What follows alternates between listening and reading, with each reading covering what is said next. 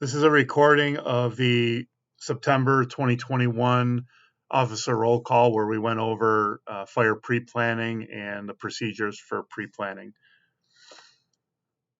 The learning objectives are the importance of pre-planning, the benefits of using ArcGIS for pre-planning, how to download a map for offline use, how to add pre-planned items to a map, how to edit and delete pre-planned items, how to sync additions to downloaded maps, how to remove downloaded maps, and then the most commonly asked questions with answers. The reason we're going over downloaded maps is because oftentimes members are having issues that are caused by a map being downloaded to the device or the computer. People are doing this unintentionally, and if you don't do it right, the software doesn't work correctly if you try to use the map that was downloaded incorrectly. So we want to go over how to do it correctly and then how to delete them if it was accidentally downloaded to a device and you're unable to use the software properly. All right, so for the importance of pre-planning, there's mainly two things that we're doing when we do a pre-plan. We're collecting information about a structure and its surroundings, and we're making decisions about specific tactics prior to an event happening there. The benefit of that is that decisions can be made, issues can be considered and discussed and documented with the other members there, or discussed with a battalion chief or assistant chief. And then those decisions can be documented into the pre-plan software here. The lack of information during emergencies has resulted in incident commanders being unaware of hazards, resulting in increased loss of property, injuries, and deaths. If you go back and look at fire fatality reports over the many year history that they've been collected, you'll see that oftentimes one of the most common things is that there was something about the building or something about the building contents or a process in the building that the incident commander or members were unaware of. That was one of the contributing factors that led to deaths. So collecting information, having that information available to us is extremely important to our health and safety as well as the health and safety of the public.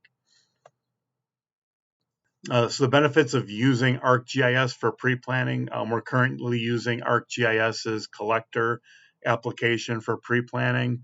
ArcGIS is a stable platform that's been used citywide for many years. It's important to have a stable system so we're not collecting information as we've done in the past and putting it into a system that is then discontinued and we're not able to move that information over.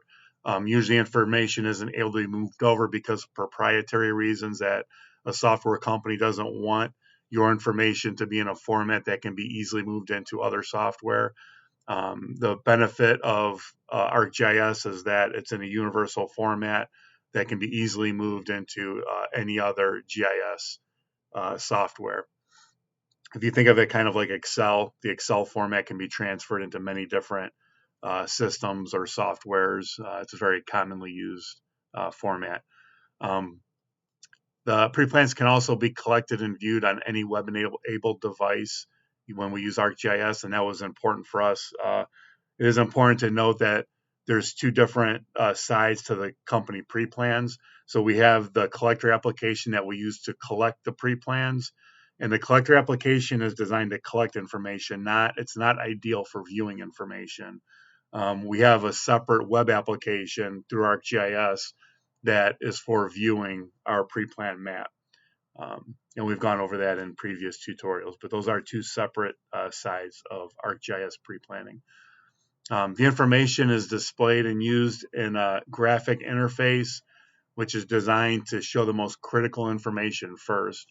We wanted to make it easy that mainly that polygon that you create has the basic and most important information about the pre-plan. And we try to put the most important things at the top of that list. So when you click on that in the viewer application, you're going to see the most important things at the top first and the least important at the bottom. Also, ArcGIS is capable of running risk assessment analytics using collected pre-plan information combined with other geospatial information. the benefits of this is basically you can bring lots of different information together from multiple different sources. And as long as it's geolocated information, we can import it into the system and we can run analytics for building risk assessments, community risk assessments. One example of where this is done successfully around the world with all different with policing, with public utilities, with risk assessments like this. It's done all over the world. One good example was a city that they had multiple deaths in fires in homes with no smoke detectors in three separate fires within like a month's period of time. City council tasked the fire department with figuring out why this is happening, if it was a fluke, and how to stop it from happening again, how to prevent it. They wanted to take some action. This city hadn't had a fire fatality in many years before this, so this was a big concern to them. And what they did was they hired a GIS company to come out, and they took county and state and city information, fire department information, health department, building department information, and they geolocated it and they put it into an ArcGIS. And they did the analysis on all of those houses that had fatalities and structure fires in that month, and they pulled all the things that they had in common. And they had many things in common, things like that you might not suspect they would have in common, like they were cited for some type of external building violation in the last 60 days. Um, they had a utility shut off in the last 6 months. They were all rental property. They have multiple things that they had in common. So what they did was they took all those things they had in common and they found all the other houses in their city that also had all those things in common. And this way, they were hoping to kind of target their efforts to get the most likely homes that could not have smoke detectors, so that they can install those for them. When they ran that assessment, and they had, I think they said they had a little over 100 homes that matched all those criteria. It was something like in the mid to upper 90 percentile that of the homes that did not have a working smoke detector. So they consider that a great success, that they were able to really target their efforts using um, the spatial analytics. So that's another benefit of this information we're collecting will be one part of that information, one source of information. We can pull all that other information in with it. Okay, so let's get into uh, adding a map to a computer. Um, this is not usually necessary. It's not usually necessary to add a map to a computer. So when you normally use the collector application, you're connected to the cloud, and the mapping information you're seeing and the things that you're adding are all, you're seeing it from the cloud. And when you're adding it to the cloud. There's nothing actually stored on the device, which is fine. And it's the easiest and best way to do it, as long as your device has internet connectivity. So I don't recommend downloading a map to a device or a section of a map unless you have a need to do it. If you have a need to do it, this is the correct way to do it. So first you would log into the collector application and click on the little download arrow there. Once you click on that little download arrow, you're going to get this window that comes up. And what I'm showing you here is if you do it on a computer, on a Windows 10 computer. I'll show you in a second after this what it looks like if you do it on a mobile device like a phone or a tablet. All right, so it's going to ask you two things. It wants to know your work area, and it wants to know the map detail.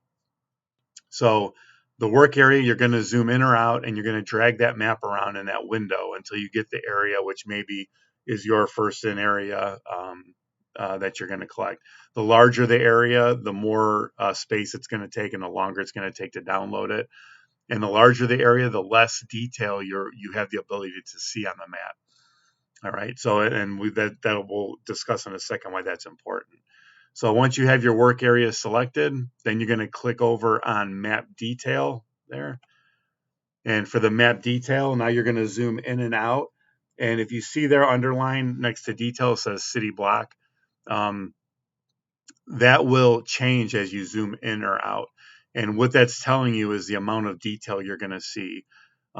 It's important that we see all of those icons. If you can't see the icons, if you notice doing this, if you're zoomed out too far, all you can see is the polygons, the red polygons, and you can't see the icons until you zoom into a certain zoom level.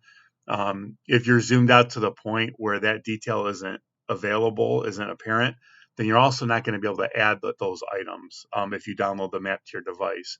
So we want to make sure we're at a detail level of city block or better, meaning city block or closer. It goes city block. You can do streets, buildings, building. There's all different ones, but city block or closer is what's required in order to see those icons so you can add all the items you're going to need to add when you download that map. Once you have that, the map detail selected, then go ahead and click download. And when you click download, it'll take usually maybe 5-10 minutes to download the map to your device. And then that map that's downloaded to your device, that section of the map, is the only area that you can look at in the collector application on that device. All right, so that's an issue we've come into where people will download a section of map, not even really realizing they're downloading a section of map, and then they're unable to go to different areas of the city because the map just ends because that was all that they downloaded. All right, so if you're doing it on a mobile device, on the left there, you can see that's a little image of a Galaxy Note. So that's a cell phone. It's also like that for a tablet. So you'll click on the map menu, the three dots that are the menu, and then this menu will come up and you'll click on Add Offline Area. Once you do that, again, it's going to ask you to define the area that you want to download. And again, you zoom in and out, and you can move the map around with your fingers to get the area of the map in that little highlighted square there. So the area in the highlighted square is the area that you're going to download. By default, on a mobile device, it's going to go to the level of detail of room, which is great. You'll have everything you need if you use room. But if you click on that, if you click on the word room is a hyperlink. So if you click on that, it'll let you select a different level. Room is great. You can go up to small buildings and the file will be a little smaller, but you'll have everything you need. Don't go above small buildings. So don't go to building or buildings, or you will not be able to see the icons that you need to see and to add in order to collect a pre-plan. Okay, so once you have that area selected and you have your level of detail selected, then you would click on download area. And again, it'll take a few minutes and it will download that to your device. Sometimes it doesn't work the first time. If the download starts and then it fails, try again. Usually a second or third time, it eventually goes through. All right, so now we're going to get into adding pre-planned items. This is your basic map here. When you log into ArcGIS, there may be a little a window on the left that has a couple of items available. That's just showing you what is on your map. To get rid of that, just click on the map anywhere and that will disappear because you're not in add mode. So to locate an area that you want to add a pre-plan to, you're going to click on that little search icon, the magnifying glass up there. And once you do that, you'll enter an address. The address, as you add it, they'll start populating. You'll see underneath there, we have 6 different addresses listings. Usually the one at the top is the best one, and the one that has more information, like you see the state and the zip code are included. That means that's already a geocoded location. So if you click on that, it's going to take you to that address, which is 5500 Fleet. If the address does not show up, sometimes they're not in there.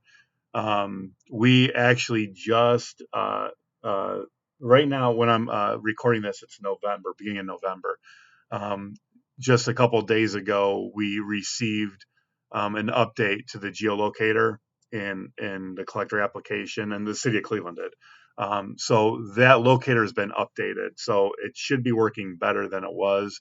But in the past, we've had issues where you put an address and it just doesn't show up. If that's the case, you can still zoom in on the map, move around, and you can find your address manually by just moving the map around until you get to that location if you have to. All right, so once you click on that address, you're going to see a little pin drop. And right there is the red pin. It's highlighted in blue because it's selected right now. So that just shows you where that building is or where that address is. To get rid of that, you just click on the little close, the little X symbol on the window on the left there, and that pin will disappear. All right, so once you close that, now we have our building there. We see it, and we're ready to add a pre-plan to it. So the first thing we're going to add for a pre-plan always is the polygon that has most of the building information in it. To do that, we're going to click the plus button. And then once we click the plus button, that puts us into add mode or enter mode. So you can see at the top of that window on the left, it says collect new. That means that it's asking us what we want to collect. What new item do we want to put onto that map? We want to put on a polygon, which is that red. A polygon is just a multi-sided enclosed shape. So that suppression pre-plan info. So there's three types of items we add to maps in the collector application. It's polygons, lines, and points. All right, so our polygon is our pre-plan information. We have to use a polygon because we want to trace that building. Then we have two lines that we add. We have firewalls, which is shown there underneath the suppression pre-plan info. And at the bottom of that list is another line. It's a solid black line. And that solid black line signifies occupancy divider. So if you have a taxpayer, you can add that solid black line to show that these are separate occupancies here. And the third thing we add are points. That's all of the other items. All of the icons are all just point items. They just go to a single location. All right, so from here, we're going to click on suppression pre-plan info, which is that polygon. And once you click on that, it's going to open up the window on the left that has the building information on it. From here, you can move the crosshairs on the map to the corners of the building, and then you're going to hit collect on each of the corners. I recommend that everybody add the polygon first, and once you're satisfied with your polygon that it traces the outline of the building well, then you want to put in your information for that building. The only reason I say that is a lot of people have issues creating the polygon, and they can get really messed up sometimes, and you might want to just delete it and start over. So you want to make sure you have your polygon done first before you spend the time of adding a bunch of information in, because you don't want to have to delete that information if you make a mistake on the polygon. All right, so you're going to enter create your polygon and then enter all your information in there on the left. Every data point on the left there should have something added to it. If it's not observed, you can put not observed. If you don't have access to see it, you can put no access. But all the items that you do have access to, you should put something in there. If it's asking you something and you don't understand what it is, and you're not comfortable putting it, just put unknown for that. The FTA will have some training down the road to actually help our members to learn about what these items are going into, like the building construction a little bit more. Should be mostly a refresher for most of the officers, but just so that we have some uniformity, the way that our officers are collecting information and what our perspective is on it. All right. So once you see here that because there's nothing new has been added yet on your screen, there's no polygon points and there's no information on the left. The submit button on the top right with the little check mark is shaded out. That's not going to let you submit anything until you actually create a polygon. Right. So it wants a polygon. It doesn't really even care about the information on the left that you type in. It wants to have a completed polygon on there before it's going to let you submit everything. So that's why if you're unable to submit, it's because you don't have a polygon on the map already. All right, so to create your polygon, you're just going to click on each of the corners of the building, and don't pay any mind to where the shading goes with that polygon. Sometimes it can be confusing. Just keep moving to each of those points and click on each one once, each corner. whether it's an in corner or an out corner, it doesn't matter. You click on every corner, and then it will draw the outline of that building. You do have some things to help you on the top right there. If you make a mistake, the little back arrow, the one that looks like um, it goes to the upper right and then to the bottom left. It curves around. It has the arrow at the end. That is the undo button. So if you create a point or you move a point you didn't mean to, you have that undo button. It works just like the undo button in Word or Excel. It just starts undoing the last things that you did in order. And you can keep hitting it until the polygon completely disappears. Another thing you can do is you can delete a point.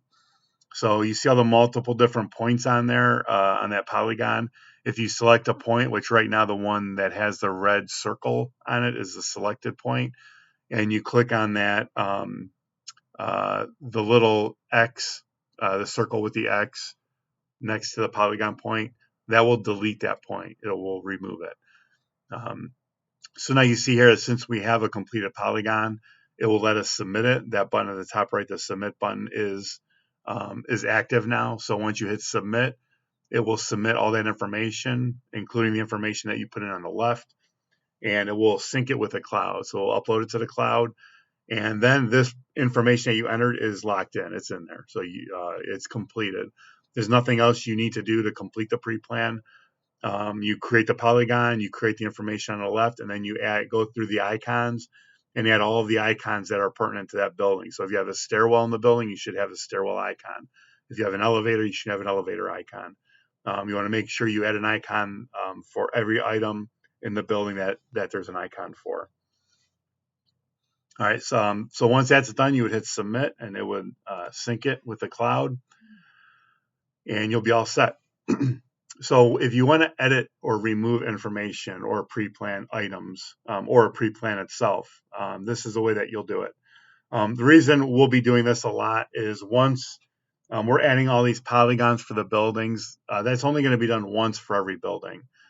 You'll never add another polygon over a polygon. We only add one polygon per building, and that's it.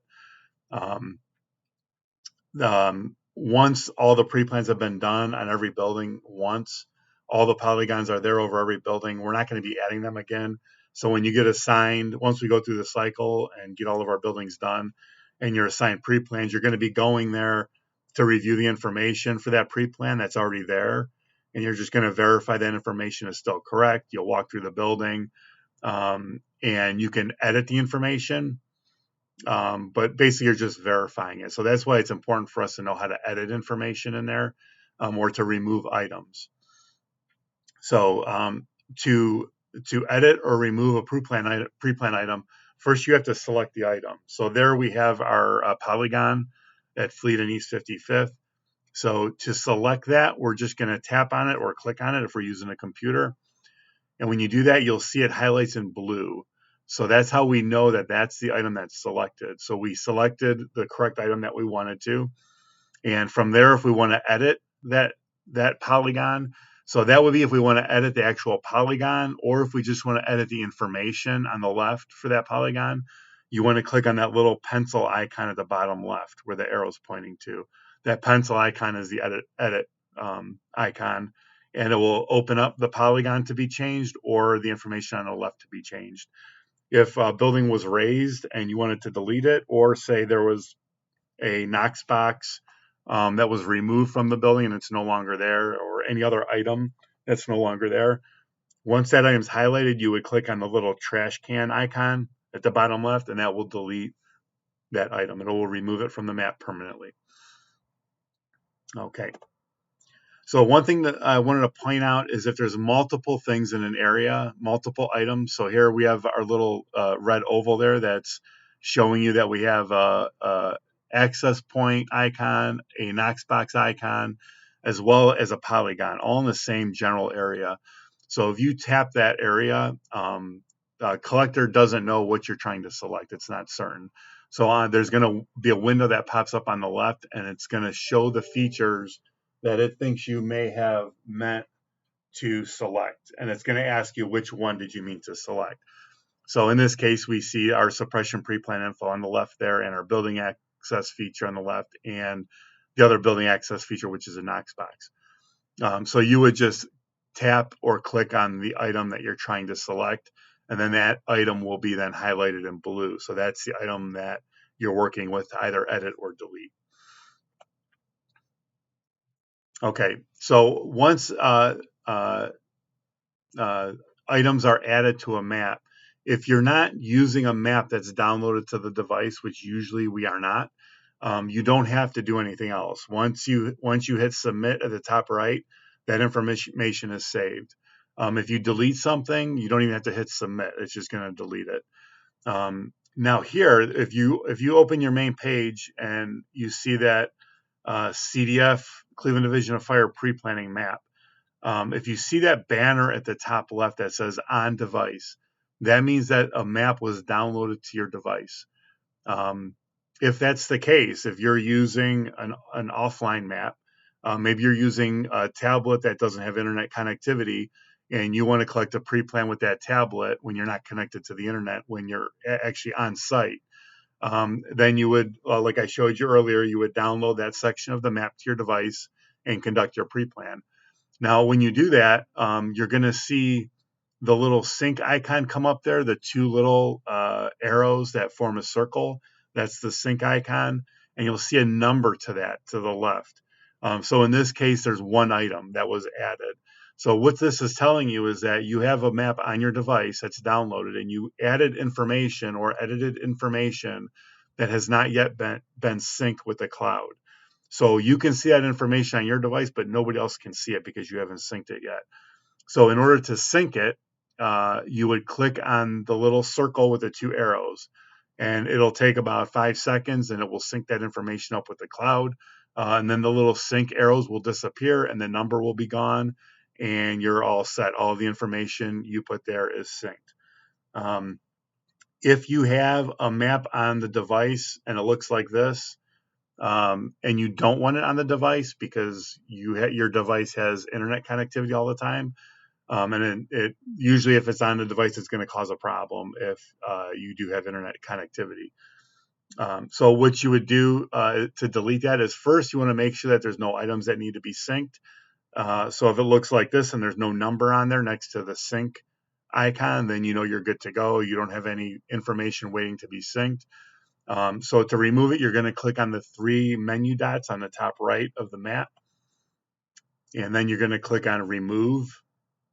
And then it's going to ask you what you want to remove. Do you only want to remove features or the features and the base map? You want to remove everything. You don't want anything on this device. So you're going to click on remove features and base map.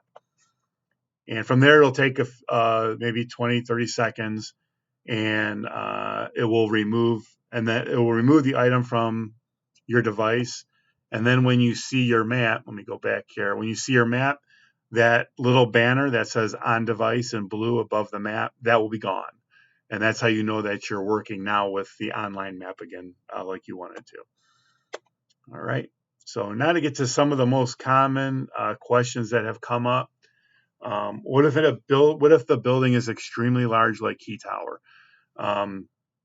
So if you're dealing with a building that's so large that it's would take unreasonably long for you to access all the areas of the building and complete a thorough pre-plan, then you should contact your battalion chief or AC1, or the battalion chief can give you permission to break that building down into different phases, or they may do that for you. So for example, if you get Key Tower and you go do your pre-plan and say you get through floors 1 through 10, and you call the chief and say, we spent 2 hours there. I got through 10 floors.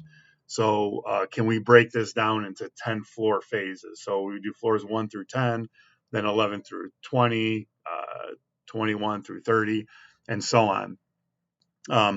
So the battalion chief or AC1 can give you and us permission to do that. What you want to make sure you do if that happens is you want to make sure you notate that on the assignment sheet. So everybody gets their pre-plan assignment sheet, every company does, with your list of buildings. Those sheets, in the past, they were not going back to the pre-plan office here in the Fire Prevention Bureau, but they need to come back here so that we can make changes on our master list of assignments. So on that sheet, if you got key tower address on there, then you would write on that sheet, for example, this is going to be a phased pre-plan and per AC1, and we're doing floors 1 through 10. So that pre-plan officer will then know to break up that pre-plan into multiple phases that will be assigned one after another. So instead of getting the whole building per month, next time you'll get just a portion of the building every month until it's complete. So that because we do want to get it done one after another. We don't want to do piecemeal and do one part of the building this month and another part 3 months later. So notate that on the sheet before it gets returned. And also make sure you notate, for example, if you are entering if there's structural compromise for that building. If you only check floors 1 through 10 or 1 through 20, make sure you notate that on there, that none found, floors 1 through 20 only. Until we've completed it, then that last phase, when it's being complete, then that floors 1 through 20 could be removed because the entire building was checked. Okay, so what if there are multiple occupancies in the same building? So if we have multiple occupancies in the same building, like a taxpayer, let me pull a collector here to show you how we can do that. So the way we do pre-plans, we pre-plan a building as a whole. When we come to a building to fight a fire, we need to know about that entire building because we're fighting a fire in that whole building. We don't want to just know about that occupancy. So when we collect a pre-plan, if you have a taxpayer, like for example, this one here on the screen, say we have 3 different businesses here in one building. So you'll notice there's one polygon there, right? So this polygon is the actual pre-plan that you can see highlighted now. That's your pre-plan. Now you want to break it up into the 3 occupancies. You would use these black occupancy dividing lines or occupancy dividing walls right there. So the way where you add these is if you click on the add button all the way at the very bottom, you'll see here occupancy dividing wall. So you add those with by clicking on that, and then you can put information about that wall, and then you just click on the 2 points where you want to add that wall. So that's 1 point, and say that's another, and then you would hit submit, and it will create that occupancy dividing wall. For every divided occupancy, you also want to put the occupancy information, this little icon here. There's one for each of those occupancies. That's the very last thing on the list here. So if we wanted to add one of those, we would click on add. Just like for any of these icons, we click on add and then click on the icon. And we're going to click on the point on the map where we want to add it. Right? So there we go. We added it there. And now we'll put in the information, basic information for that occupancy. So that's how we break up the different occupancies. I also added in here a firewall so you can see the difference. A firewall should not be confused with an occupancy dividing wall. Let's see here if I could zoom in. Yeah, so you can see the occupancy dividing wall is the solid black line there. And the firewall is the dotted red line. So a firewall is an actual firewall that goes from the foundation through the roof. So we show a firewall by using the red dotted line like that. Okay. So that's how we would do that. And again, that's one pre-plan. So if you get an address, say you get an address that is only this part of that building, you're going to make sure you notate on that sheet that this building has multiple addresses. You're going to pre-plan the entire building, and then you can list the addresses on that sheet that you return. Let the pre-plan officer know that this building has address range from this to that, or you can list the multiple addresses that are in that building. If you have some of those other addresses on your list, like say you had on your list you got for this month, you got this occupancy and this occupancy, then you're only going to do one pre-plan, and you're going to select the address that you want to use for that building. Mainly if there's a main store in that building or the largest store. It doesn't really matter though. We just want to pick one address that we're going to use going forward for that building. So for the other address on your list, you would notate that this is the same building as so-and-so address. And going forward, we will get rid of the other address. We only have one address that will be assigned per building.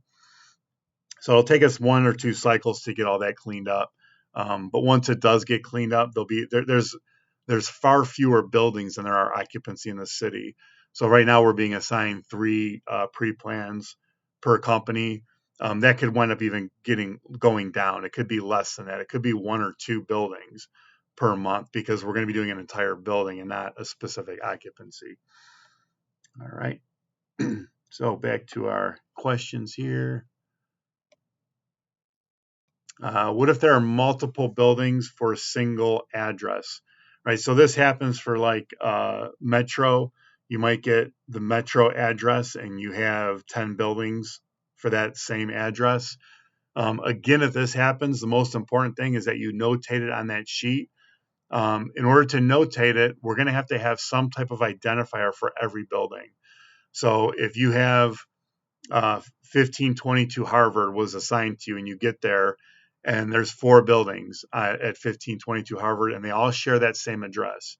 What you would do is you would usually pick the main building, or usually it's a building that receives the mail for that address, and you're going to pre-plan that building. And then on that list, you're going to notate that there's also 3 other buildings with this same address. And going forward, this is how we're going to identify them. And you choose a way to identify those 4 buildings.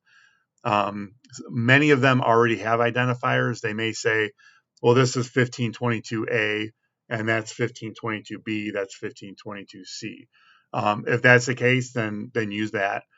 Maybe there's a building name on the buildings. You can use the name. So you could say 1522 Harvard Cole Building, or whatever other name the building might be. But we need some type of way to signify what the buildings, to differentiate the 4 buildings. So you're going to provide that. And then those buildings will be added into the pre-plan list. So next time you're only assigned a single building with the address. All right. Oh, we had one more on there. Okay. What if the assigned building is raised? So if the building is gone, it's not there anymore, don't make any entries in the collector application. We don't want anything on the map if there's no building there. We have one polygon created per building, that's it. So if it's raised, just write on that assignment sheet that building is gone. It's not there any longer, and we will remove that from the list. Okay, so who will know if I just create the polygon to get credit for the pre-plan? So for one, the items that are required to get credit for a pre-plan are a polygon, your name, your rank, your company, and your shift. So when you put those pieces of information in that polygon, that's what the dashboard pulls up to identify what pre-plans were done. So if you just do that, you will get credit for a pre-plan. But we're supposed to add as much information as we can to a pre-plan, so you wouldn't be doing it correctly. You don't want to do that for many reasons. One is that the BCs and AC1 are spot checking a percentage of pre-plans that are completed each month.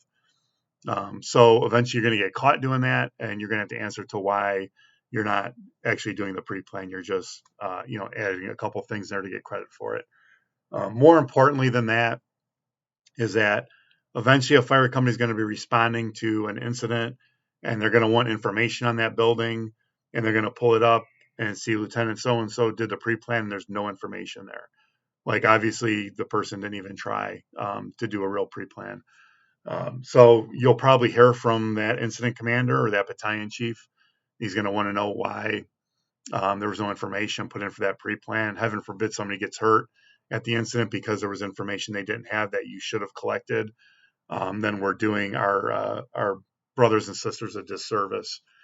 Also, a pre-plan might be completed if you didn't do it properly.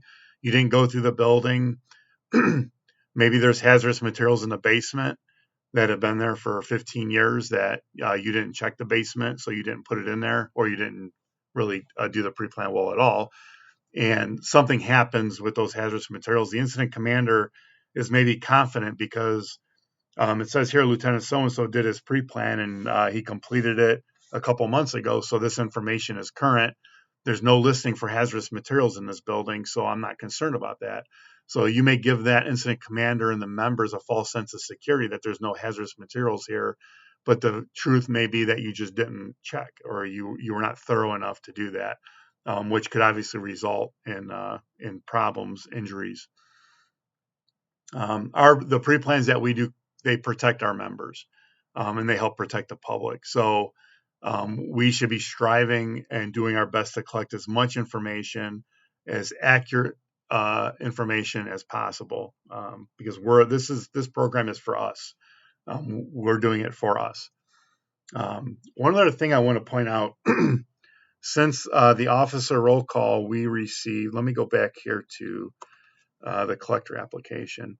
Since we had the officer roll call, we received another layer from the county, a map layer from the county. And this layer is aerial imagery done by the county. They do it roughly every year. Sometimes they do it twice a year. Um, and it's actual imagery from aircraft of our entire city. So I'm going to turn that layer on here. It's called 2020. Well, this one is called 2020 Fall Aerial. So if I click on that to activate that layer, you're going to see what it looks like here. So we have actual imagery of the entire city.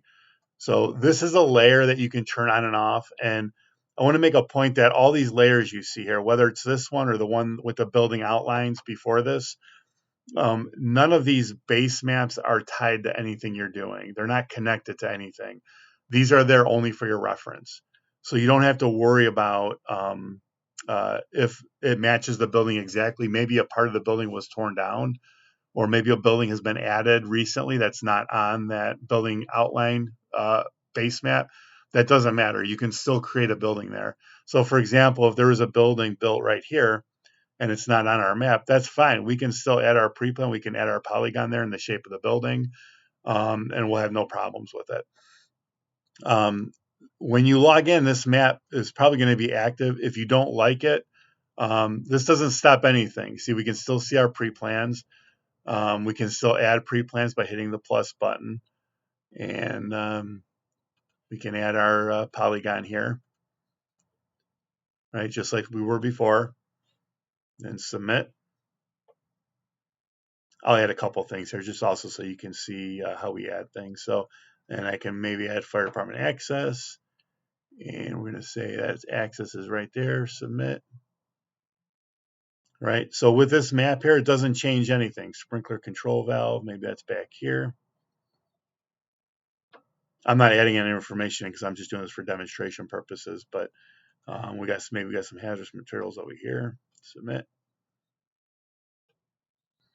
All right, so this layer being on doesn't hurt you. It's actually going to be more accurate and more up to date than the other base map that just has the building outlines. So you can use this. This is fine, or you can use the other one, whatever is easier for you. But this aerial imagery will be updated every 6 months to a year. So this will continue to be a regularly updated aerial imagery of our city. So that's one benefit. Now, if this comes up and you don't like it, you want to turn it off, it's simple to turn off. If you just go to the 3 menu dots up here on the right and you click on them and you go to map content, you see a little layers there, right? So that's the map content. That's our layers that we have on the map. So every GIS map is made up of layers, right? So we click on map content and we see all the different layers here.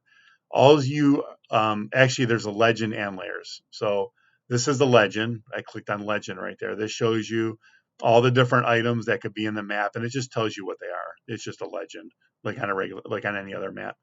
Now the layers section here, this shows you the different layers that we're looking at. So if we want to turn off this aerial imagery layer, you just click on the check mark and it turns it off. So now we can see our old building outlines again. And you can turn off any of these if you want to, but there's really no need to. You can turn off that layer. Now you notice my polygon disappeared here because that suppression pre-plan information is a map layer. So now when I turn it back on, now it reappears. So you can turn on and off the layers. That's only for your device, and for when you're logged in and you're doing your stuff, you can turn on and off layers. It doesn't affect it for anybody else. It's only for you. Um, so we'll turn that layer back on, and that's about all I've got. Again, if you ever have any questions about doing pre-plans, feel free to give me a call. My extension is 6362. Um, or you can text or email or call me, either one. And I'm happy to walk you through. I can remote into your computer and walk you through any issues you're having. And sometimes that's helpful. There is a learning curve with this. It takes a little while, particularly creating the polygons accurately. It takes a little while. Once you get the hang of it, it's very simple though. There is a learning curve there. So that's all I've got. Thank you very much.